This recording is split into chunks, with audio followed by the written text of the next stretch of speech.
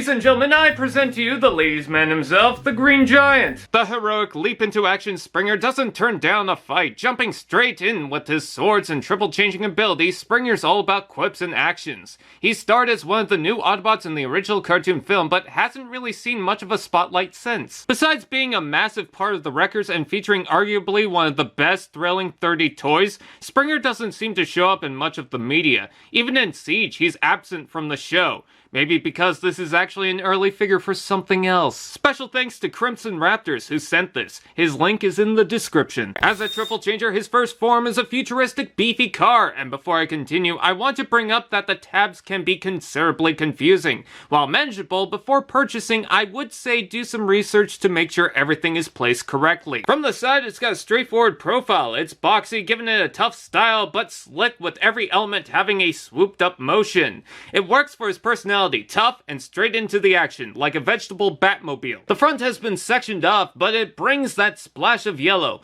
There's some Siege scratch marks, but it's very inconsistent. On the back are a few blast ports to really get things going, and that's such a small cockpit. Is this an Ninjago vehicle? Wheels roll if you can get everything correct, and there's multiple ports for all the weapons included. He comes with so much, you can give it the front gunners a weather device, or combine it all to make something obnoxious looking. You could use the gun pegs to keep it in place, or use the loose peg on the block to turn it quickly and another option, you could take the blade gap and plug it on the side. Now, if only it had a gunner seat. This is what I like about Springer. His proportions in both alt modes are similar between the modes. Extending out the tail, bringing back the sides, and folding out the wings might seem simple, but feels tedious when you have to unfold everything. However, with the futuristic helicopter and attaching the blades to complete the look so it's not so much a tadpole, because of its aesthetic reuses, we don't have to tuck away or push off too much to get either mode.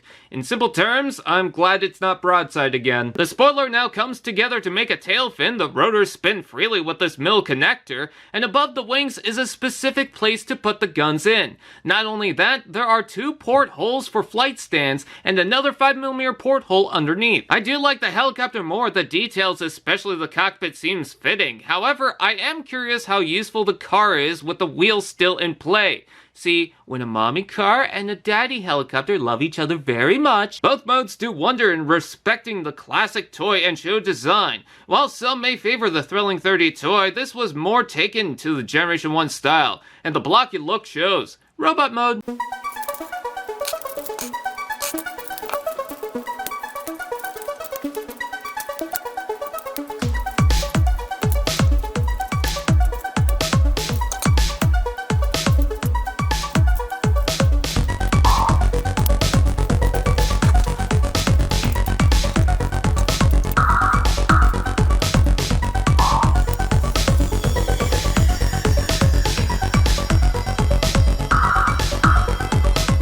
There's no doubt in my mind that the thrilling D.E.W. Springer was a really solid update in comic and toy form, but this is the Springer I know for the 1986 film and cartoon. Good timing considering the transition the toy line is having with the classic crew. I'm not really feeling the bluish gray, and the light green seems a little thin, but regardless, this is Springer, with his boxy heroic demeanor ready to pounce into action. Square chest, vent abdomen, even a jetpack, and shoulders of power, better than those fins. Head sculpt is completely right on with that iconic Springer design, and painted well with dark green, solid blue eyes, a faded green face, and even a touch of yellow inside.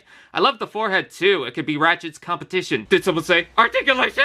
Ball jointed head, shoulders out and in, forward to back rotation below, elbow bend, wrist rotation, waist rotation, hips out and in, forward to back rotation below, knee bend, foot forward to back and tilt. Having the potential poses is pretty good, however the problem is getting there with the knees. The lower joint is supposed to lock in but easily slips out. Another issue is the boxy shoulders that hit the back, and the joint doesn't allow full rotation. Let's take a look at the accessories. He's got a lot, but they all feel dull in that bluish gray plastic. They also feel they should be much bigger than this. Regardless, he comes with 2 guns that are differently molded. Connections are different on the back, but Siege Blast plug in alright. He also comes with 2 swords that look more like rubber toy winnings from a carnival. They seem to always come out bent for people. Something that can be fixed, but the thought is always, oh, do I have to? There's ports for slashing effects, and using the tab on the side of the backpack, you can store them if they don't fall off. He also comes with a connection block with a spinning peg that you can add to be... I don't get it. Everything has a place to store, and you can combine everything to make this impressively large gun. There's multiple blast ports on him, and 5mm portholes on the feet, side of the legs, side of the arm, top of the shoulders, and 3 on the back. Not sure how I feel about the position of the joint in the foot. Those are some weird shoes. I guess you can use all the weapons at once by plugging the guns on the arms, but hear me out. Look at the shoulders. Alright, see? So I win. I'm sure there's people who still prefer the D.E.W figure, but can we all agree that GDO Springer has no place anymore? I mean, I'm sorry to say, but... I mean, look at the other two. Despite some of the issues, I'm really glad to own a Springer that's closer to his original design. This certainly doesn't overtake the D.E.W figure because the engineering is impressive, but I wanted this for the full classic look. I'd say if you want a Springer for the movie crew, this probably looks the best for the part. Wish the weapons could look better, but this wrecker can wreck. Again, special thanks to CrimsonRaptors for sending this figure. But if you lose the swords for the helicopter, would he be a double changer?